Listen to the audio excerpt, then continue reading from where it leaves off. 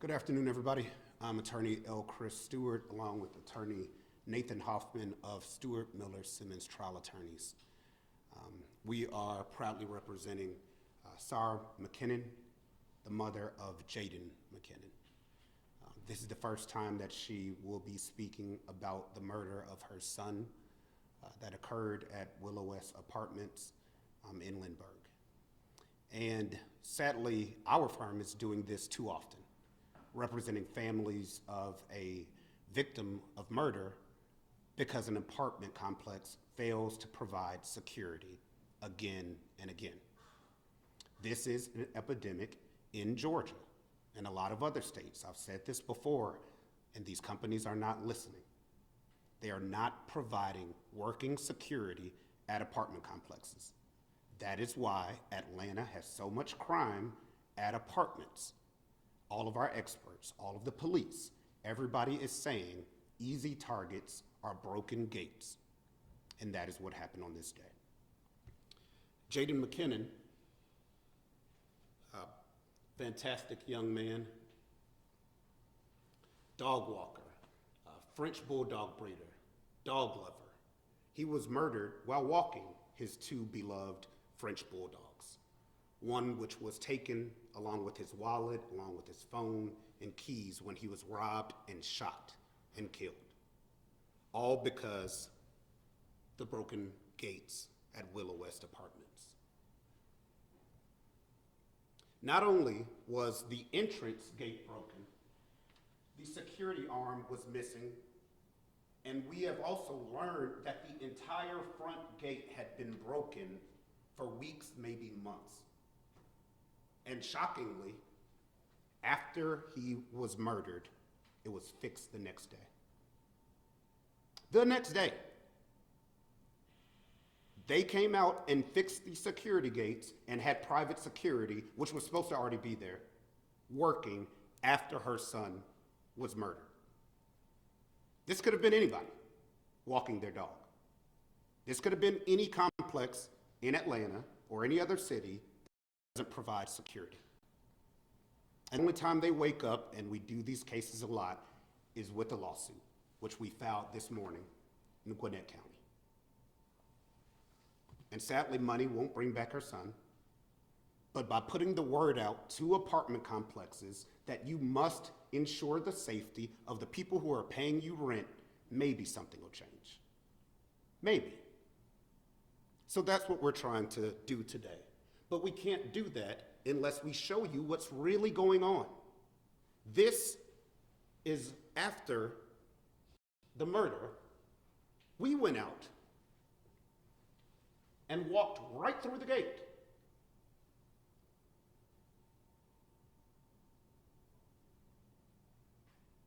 And we're in the complex. And the street is right there. Any predator can just walk right in. And most predators know when the gates aren't working. And that's what happened here. The assailant drove right through the broken gate and murdered Jayden, taking his dogs. Thankfully, Ms. McKinnon now has possession of the dogs the police were able to recover. But we wanted to tell you how this could have been prevented. Broken gates are the biggest security threat at apartment complexes. Easy access for predators around, and that's why so much crime happens there. Companies have to put safety over profits. And the biggest unspoken thing that is happening is this is happening predominantly at minority complexes.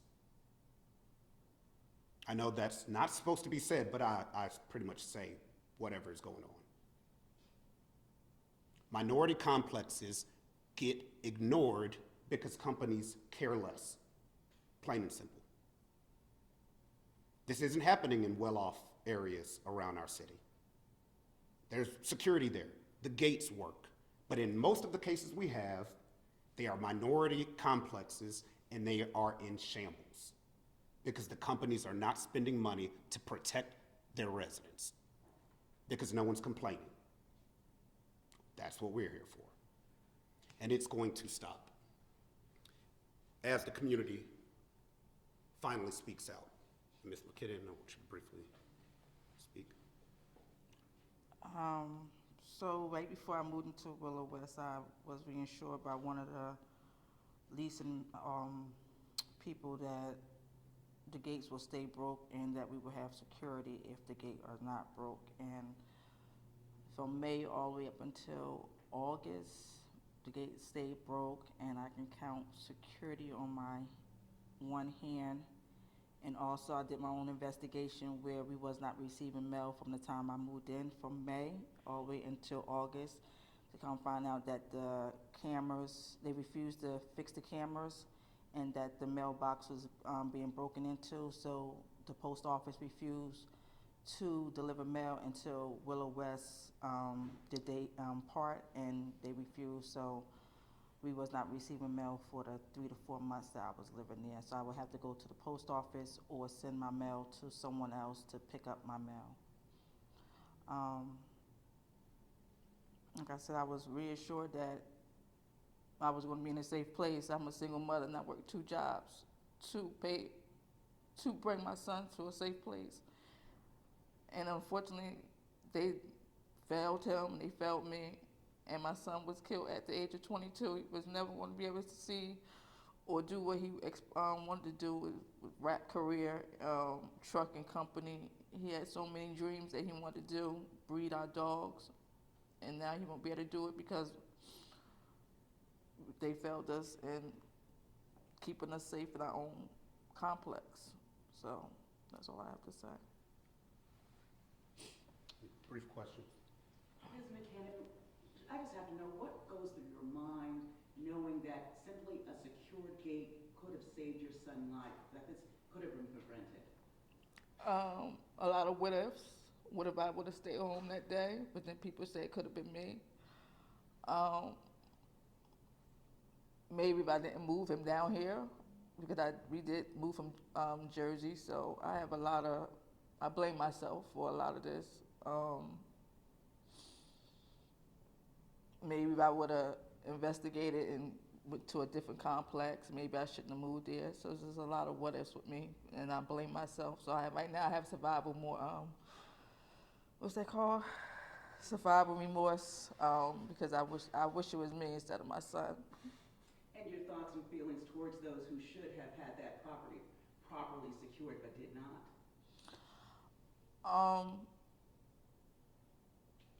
I blame them a lot because they, first of the month or 3 days before rent due, they send us a text message that, rent is due. They so wanting their money, but yet they're not doing their part in keeping us safe. So right now, I feel like they just money hungry, and they didn't really care about their tenants.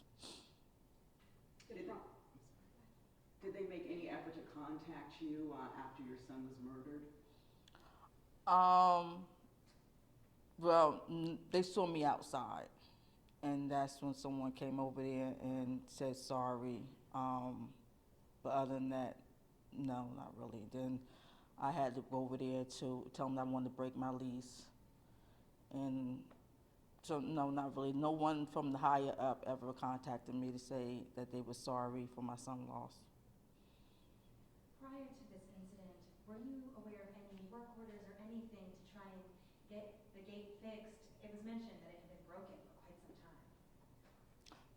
No, I didn't know any work orders. And tell you the truth, some of the people that work there also live there. So you'll think that they know that the gates are broke. So they should be keeping up on it also. What's been the response from some of your neighbors living there after this? I moved out after it happened, so I haven't talked to any neighbors. Well, I know my next door neighbor right before after it happened, she moved out, and I think a couple other people moved out when it happened, and they apologized. Before you moved out, were there complaints about the complex in general from the general sentiment?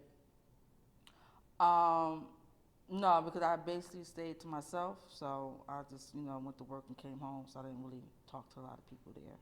I think this is a big response would be for Mr. Stewart.